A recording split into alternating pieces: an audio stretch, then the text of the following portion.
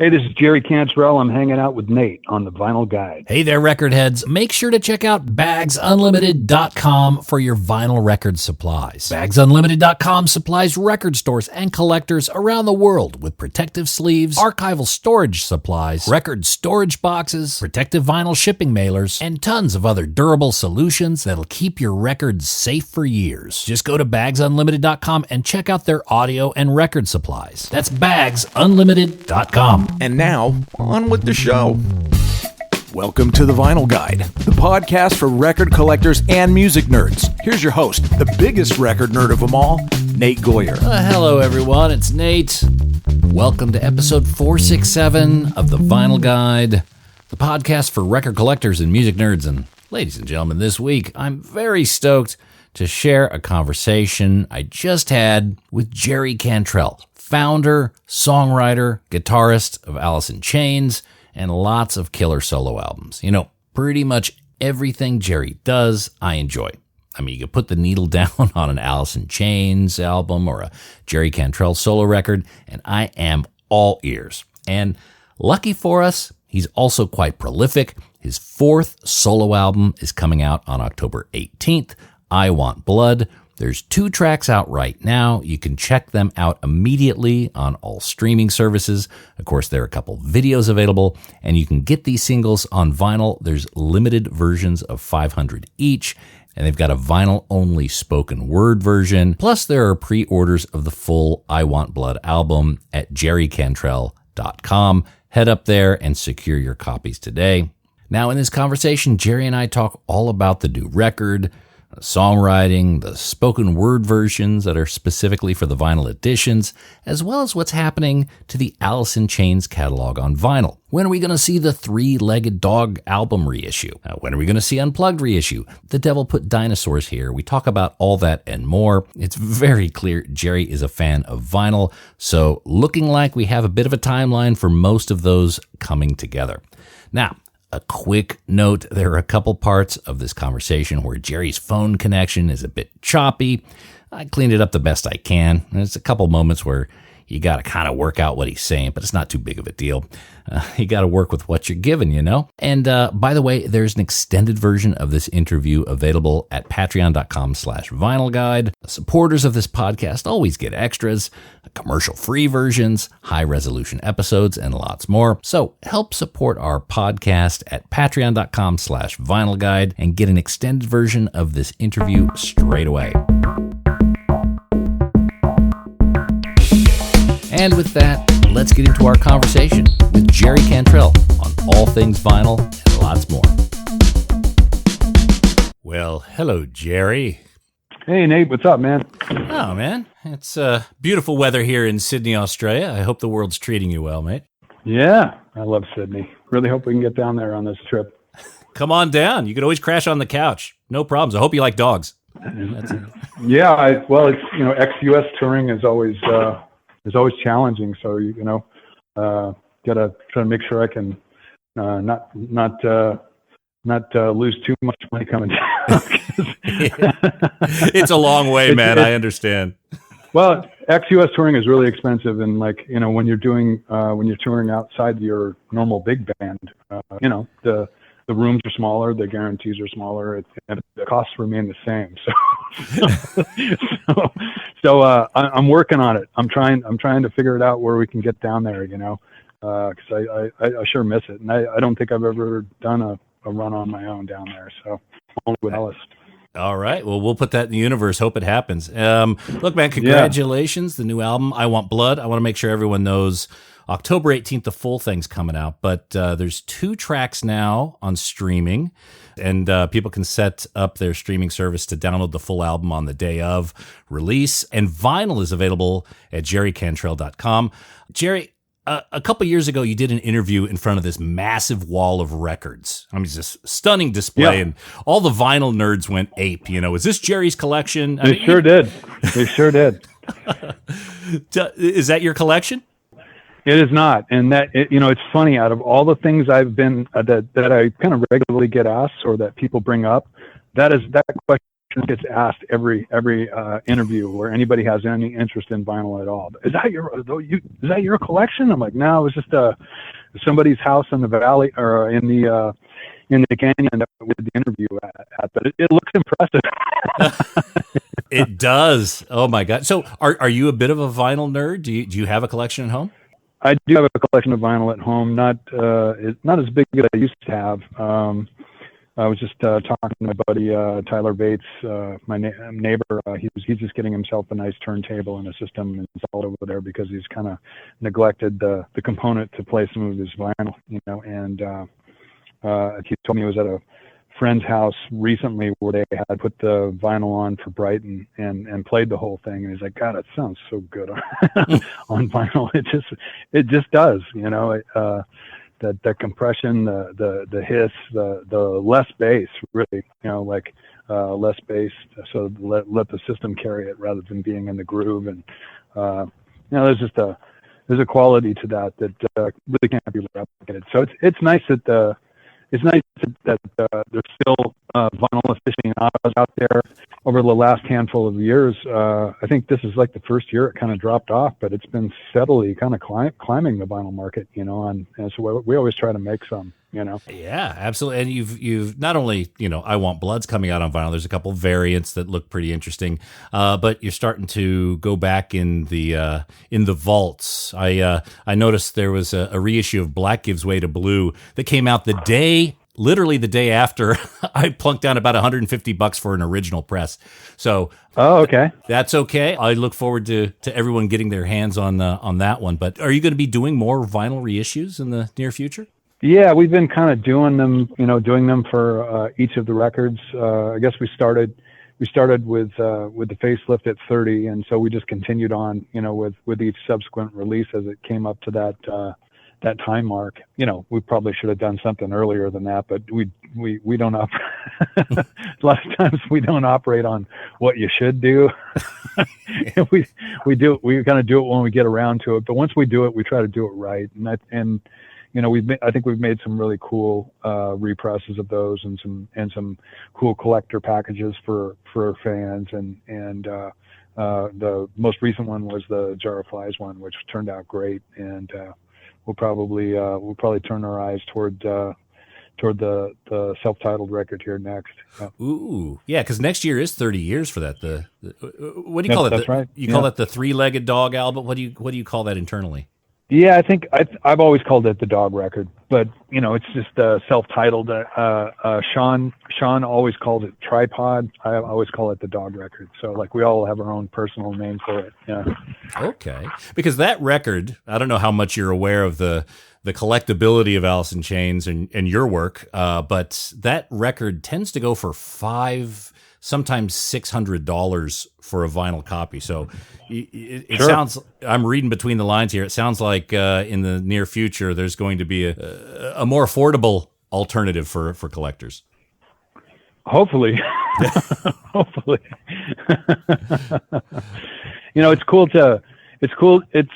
that we were able to make some records that have translated through the years and get passed down to new generations of fans and musicians and stuff, and it's cool to it continues to have a life of its own. And so we've always felt real lucky to have had the opportunity to be able to do that, and we're really proud of the work that we did, but we also feel like it does have an identity and it takes on kind of a life of its own. And so we kind of feel like we're shepherds, if you will. We gotta tend it, gotta attend to it. So, and we like to do special things. So, hopefully we'll get something together for that one too. Great. Well, look, it seems like you really favor the album format. There doesn't seem to be a lot of EPs anymore. Albums are your primary vehicle. Do you tend to think of it that way? Even have themes, a side A and a side B, act 1, act 2, that sort of thing? Well, we've done EPs in the past, so I would never rule out the fact that we wouldn't do another one again. But yeah, I think albums are important. You don't get to do them that often. Back in before we even started, the the cyclic rate was way faster. I mean, bands were putting out, the Beatles, Van Halen, you put out 2 records in a year, Mm-hmm. You know what I mean? And like, for us, it was about a 2-year window, every time we put a record out. But we would do EPs in between. So I guess it was about, every year, I guess we were at least having something to do. But I do like shooting for that, because I think it's a statement. And it's also a real commitment to a real healthy dose of a new reality and a new time and what your band sounds like in the times that you're existing in. And, they're time capsules. They're permanent records of a space and time and a group of people, and you put all of this creativity, energy, and emotion into it, how it sounds, how it looks, how you want to portray it, picking singles, doing little vignettes and videos for them. I mean, it's a fun process, and it's just the way I've always done it. So, I think it's important, I was really, I hadn't done a record on my own for, I don't know, what was it, 18 or 19 years since Degradation Trip or something like that. So when I started feeling like, hey man, I'd like to maybe do one again, I jumped into do Brighten with my buddy Tyler Bates and Paul Figueroa and Joe Barisi, and we gathered up all the material and invited the musicians in and made a really good record. And then went out and toured it, and I had such a good experience with that. And I hadn't, like I say, I spend most of my time and focus on Alice, so I don't often get the time to do it. And it was just really fun, and I really enjoyed it, and I felt like I wanted to do. I was invigorated to do another one right away, and I didn't intend for this to be the process, or for this to be the case, but it's kind of life. Showing you maybe that you're doing the right thing for yourself, kind of a completion of a circle, if you will. Boggy Depot and Degradation Trip were both done back to back, and Brighten and I Want Blood are now being done both back to back too. So it's kind of a cool little bookend. Hopefully it won't be another 18 years before I do another 2 records. But if that's the case, that's fine. I'm digging where I'm at in the now, and I'm really enjoying it. And that's all you can really do is follow your gut, and the experiences and the music that I've created and the people that I've made the music with. It's all been worth it. It feels like I'm where I need to be right now. Yeah, oh, that's beautiful. That sounds like you're in a really good space. Is the album I Want Blood, is there a theme to it? When you look at it, is there, like, what story does it tell for you? Well, it's not a concept record, but that doesn't mean it doesn't feel like a complete body of work. It really does, actually, and I think that's what you're hoping for. That you have a collection of songs that are all equally kind of unique and powerful to themselves, and then when you put them together, they kind of make a even bigger thing, and they do kind of tell a little bit of a story. So, they're little vignettes that all have their little messages and storylines that are going through, but just sonically, as a pure listen, it feels complete to me. Okay, I guess when you're writing the material, you represent your thoughts, your emotions, the state you're in at the time. Once you get on the other side of it, looking back at what you've recorded and what you've created, are there any messages that you're learning about yourself through it? I feel like I challenge myself quite a bit, and I like to hope that I do that on every record, that maybe I'm getting a little better at my craft. Maybe I'm hopefully I'm going into some new territory as a guitar player, as a singer, as a producer. You hope that you're learning and that you're growing. And so I guess that's the thing I think that stands out the most to me, and that's really the most meaningful. It feels like you're where you're supposed to be, and you're doing what you're supposed to be doing. Well, one thing that struck me as very interesting, both on Vilified and Afterglow, there's a 12-inch and there's a 7-inch available. And on the album versions of I Want Blood, there are spoken word versions of the songs. What were you thinking, and what are you hoping for that to, I guess, you put that in the world, what sort of reaction or what sort of engagement do you think that will have? I think it's just it was just kind of a creative idea. When you're making vinyl and vinyl packages and different variants and stuff like that, you're thinking about some special things that for only the vinyl crowd, basically, Mm-hmm. the old school vinyl crowd. So of course it's going to get out and be on every format, but to first deliver something a little extra special on that vinyl package, I think that's a cool thing. And so I was trying to figure out what actually to do. Sometimes you'll put some a cappella tracks or some instrumentals. There's a lot of people, including myself, have done, variations on stuff like that. Some folks will put little hidden tracks. Jack Black's he's really creative on that stuff, where he's got like an EP within a record, like, Mm-hmm. like on the different groove and like holograms and stuff. I mean, that dude's like so far out there in such a beautiful way. He takes it to such an extreme. But you're just trying to think of some special things to do. And so the first thought that I had was maybe I would try like a spoken word lyric thing, just a lyric recitation in some sort of a light soundscape or something like that, and put that on the B side of the vinyl, so that it'd be just a little kind of cool extra little thing, and also maybe like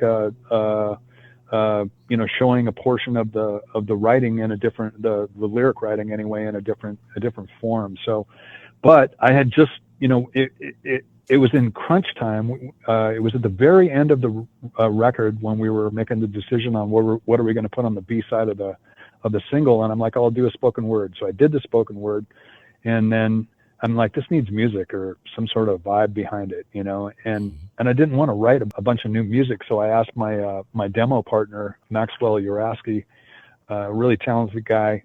And he's also a really cool musician and vocalist as well. I'm like, hey man, do you got any music laying around that we could maybe try as a background soundtrack to this of the spoken word? And he's like, yeah, let me mess around with it for a minute. And he came back the next day with a piece of music that really was emotional and fit the vibe, and it was so cool. I brought it into the studio and showed Joe Barisi, my co-producing partner, and he's like, man, you should do this for every one of these songs. And I'm like, we got to go to press here in a couple of weeks, man. He's like, you can get it done, man. You can get it done. So like, all right. So we got in the chair, we recorded all the spoken word stuff for each one of the songs. And as I said, I didn't really want to go back into creative music mode. And I thought it might be more interesting to have other people do the music. And so I reached out to all of the players that I've recorded with on these last two records and tours, and a couple other folks in my touring band, like Roy Mayorga, Greg Puchado did one, I think Joe Barisi did one, Maxwell did one, Michael Rosen, George Adrian, my bass player from my last band.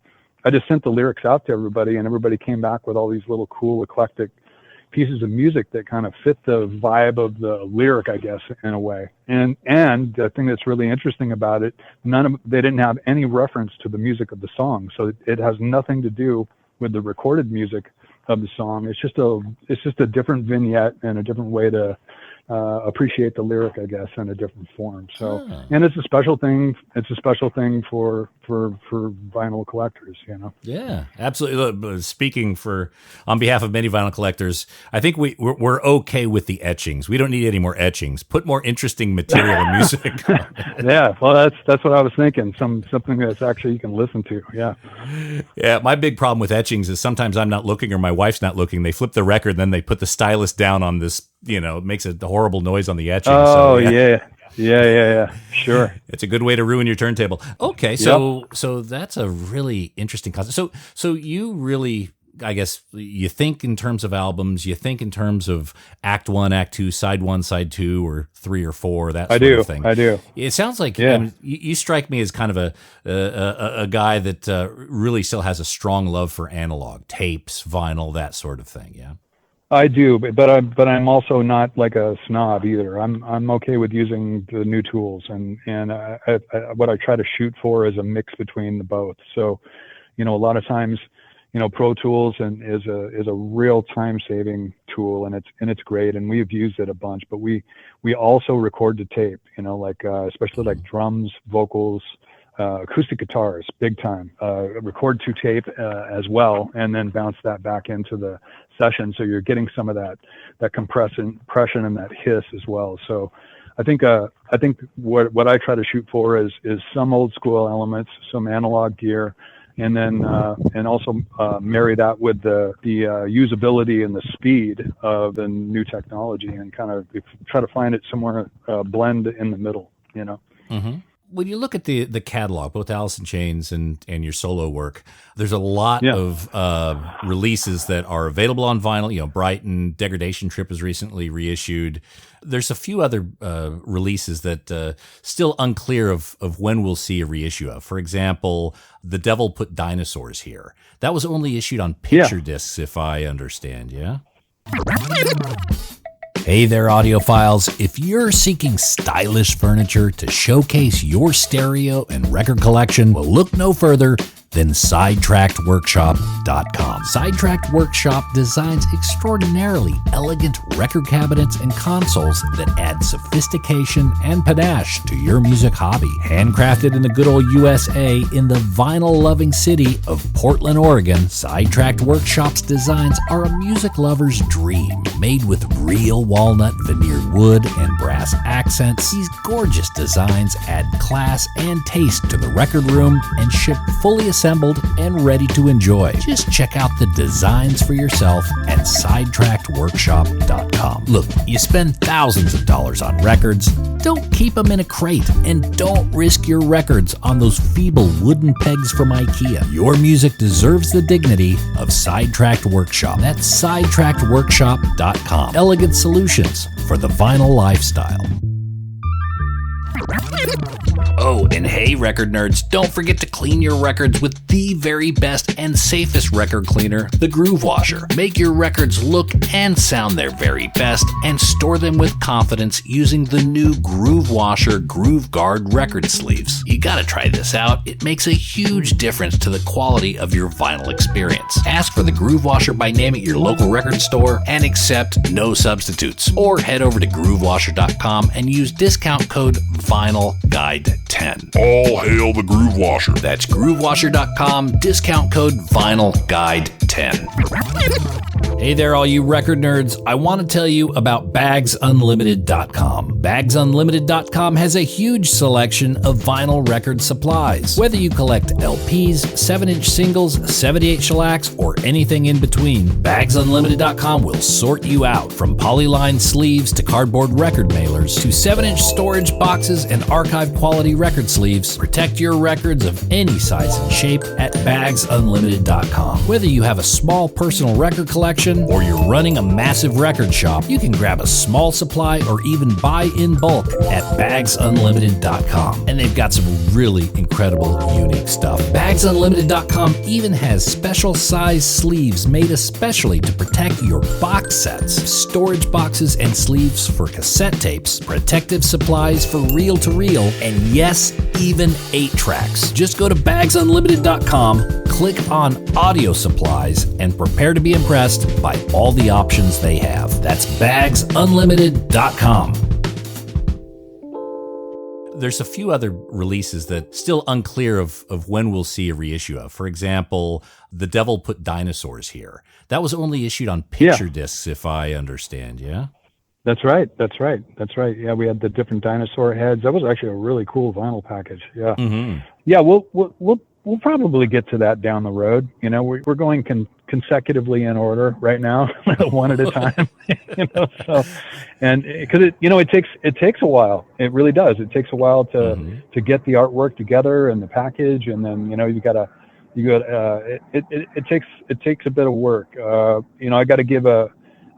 Speaking of that particular package and everything from Black Gives Way to Blue forward, we've been working almost exclusively with Ryan Clark and Invisible Creature. So on putting our album packages together, the vinyl reissues, they're really talented artists, and we have a great relationship with them, and they do really good work, and we have a lot of great ideas, and we work really well together. And so that's where a lot of that stuff, I got to give them props, because they're just as important and responsible for a lot of the cool vinyl stuff that you're seeing and hearing. Are you finding when you go back into the vaults, things are missing? Do you know where the tapes are, the art? Are there elements that you have to chase down? Yeah, we got most of our stuff. There's a few things that might be floating around out there. There was a big panic, a few years back when a couple of vaults burned up, with a bunch of people's stuff on it. So I think there are a couple of items that I think we're still trying to put our finger on where the hell those things went. But for the most part, we've got most of our stuff. Yeah. Okay. So the Dog album, those tapes are safe. 'Cause that was the rumor that I'd heard. One of the reasons why you haven't reissued is because the master tapes may have gone up in smoke. So that's not the case. No, I don't really think that's the case. I think basically Sony, they basically just stopped making vinyl for a while. You know what I mean? And at some point it was just all digital, and digital and CD. And so, we partnered with them, to do some of these releases and re-releases. And that's my cat in the microphone, by the way, if you're wondering what that was. But I think a lot of record companies just stopped making them. And so the way that I think if you look at the vinyl that's been produced, the impetus has been mostly from the artists, wanting, like, hey man, we got to make some fucking cool vinyl again, for this stuff. And also fan demand, so that it's usually starts with us partnering up with the labels or whatever that hold the masters or whatever, and putting out some cool stuff for people. Yeah. And look, that's the kind of the focus of our show. We deal a lot with vinyl collectors and rarities and rare recordings, that sort of thing. And Alice in Chains, sure. And a lot of your solo work, so many people love it, myself included. And we want to be able to have a copy of it on our preferred format, on the way that we listen. Sure. Well, thanks for letting me know that. I wasn't aware that was one of the rarest ones of ours, the Alice in Chains record. There's a few, the Three-Legged Dog one, that's a rarity. Alice in Chains Live, I don't think that was ever released on vinyl. I think that was just That's a good point. And Unplugged, that's another one. Unplugged, yep. Yeah, Unplugged would be a good one. Yeah. Okay. All right, so I guess the best we could do is look towards that 30-year mark of some of these releases and put it out in the universe. Well, hopefully once we get these 30s taken care of, the rest of them won't be that mark. We did a cool thing for, like you say, for Black is with Blue. Hopefully it won't be 30 for the rest of them. God damn it, Jerry, hurry up. No. So I'm curious, in your mind, when does a song that you're writing become an Alice in Chains song, and when does it become a Jerry Cantrell song? Basically, it's just who I record the song with. Alice can do pretty much anything, as we proved doing Facelift, Sap, Dirt, and Jar of Flies, and so on. Many albums that have a mix of all different kinds of music that the band played, and people accepted that we took those chances musically, and it's become part of our identity. So there's nothing that we couldn't do. So if I'm recording a song with Alice in Chains and all the other guys dig it and we want to record it, then it becomes an Alice in Chains song. If I'm writing a song that I record with other musicians, it's obviously not going to be an Alice in Chains song because Alice didn't record it. Right. But you write mainly in the studio, like, or do you stockpile riffs and then pull them together for a future project? Yeah, I'm always just sketching. I don't really have an intention for what I'm going to do, what I'm writing, or what I'm going to use it for. I just write, collect cool ideas, little phrases, melodies, riffs, and then I don't write all the time. Writing to me is a cyclic process. There's a writing period, a recording period, and then a touring period, and that really takes up about 2 or 3 years if you put all that together. So that's a good chunk of time, to be able to complete the process, to be able to try to do it well, and capitalize on the work that you've done and take it around the world and play it for everybody. So when that's over, I generally don't want to just jump right into another 3-year cycle. You know what I mean? I want to take a little bit of time to reflect and to heal up, and just rest a little bit, because it's a hell of an effort and a commitment. It takes a minute to I think it's very healthy for me to walk away from music once in a while, to take a break from it, and then when you pick it back up, it's new and it's fresh again. And then once you feel that creative urge again, then you okay, let's whip out the tapes. Let's start going through all this stuff. And you're like, hey, that's cool. That's really fucking cool. Holy shit, I forgot about that. You know what I mean? And then you just start getting into the demo process and go. And then once you get into the creative process of actually sketching up some of these ideas, you'll stumble across other things, or things will happen in the moment. New songs will arise, and you're off to the races again, so. Okay, so there are periods where you put your guitar away, you don't touch it for weeks at a time sometimes, it sounds like. I haven't played guitar for 2.5 weeks. I got off tour 2.5 weeks ago. I have not picked up a guitar. I'm going to do it for the first time tonight.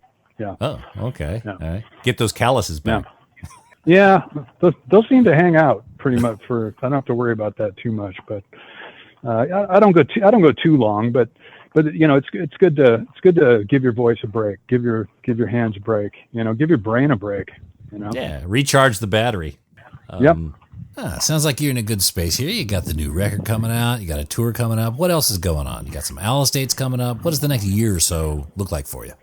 I'm really stoked to have another record out there in the wild, and I'm looking forward to the next year of touring, and seeing where it goes from there. And we've also got some Alice dates planned next year as well. So it's going to be pretty busy. Yeah. I saw some of those. Very good. Not a lot of putting the guitar down for the next year or two, it sounds like. That's right. That's right. So, Jerry, thank you so much for coming on the show. I want to remind folks, Jerry Cantrell's latest solo album, I Want Blood, is available October 18th. There's a couple of tracks out there right now. There's a couple of videos, and make sure you check out the vinyl releases at jerrycantrell.com. There's some 12 inches and 7-inch, very limited edition of Vilified and Afterglow, and some really cool vinyl variants of I Want Blood. Again, jerrycantrell.com. Jerry, thank you so much, mate. And we look forward to seeing you, hopefully down under at some point, but wherever you play, man, be safe. Godspeed. All right, man. Thank you so much.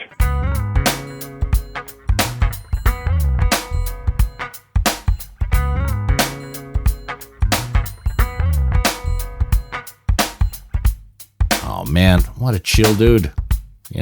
I so admire him and the work that he's done. Pretty much any Alice in Chains or Jerry Cantrell solo record, anything he's worked on, you drop the needle on, and I am all in. I mean, his music just really seems to resonate with me. So, pleasure having him on the show. Again, there's an extended version of this interview available at patreon.com/vinyl guide. Please feel free to head up there now, and thank you in advance for your support. And that's it for this episode of The Vinyl Guide. Thank you so much for tuning in. Big thanks to everyone who's sharing these episodes on social media, on Reddit forums and Facebook groups, putting them on their feeds and tweeting them out. That is so appreciated. And big props to those of you who are leaving positive reviews on Apple Podcasts and Spotify. That's a huge help as well. And we're quite busy here at The Vinyl Guide, so very pleased to share. We've got a lot of great episodes coming up. Please follow The Vinyl Guide in your podcast app, and we'll be back shortly with a brand new episode. So until we talk next time, get out there and buy some records, people. Cheers.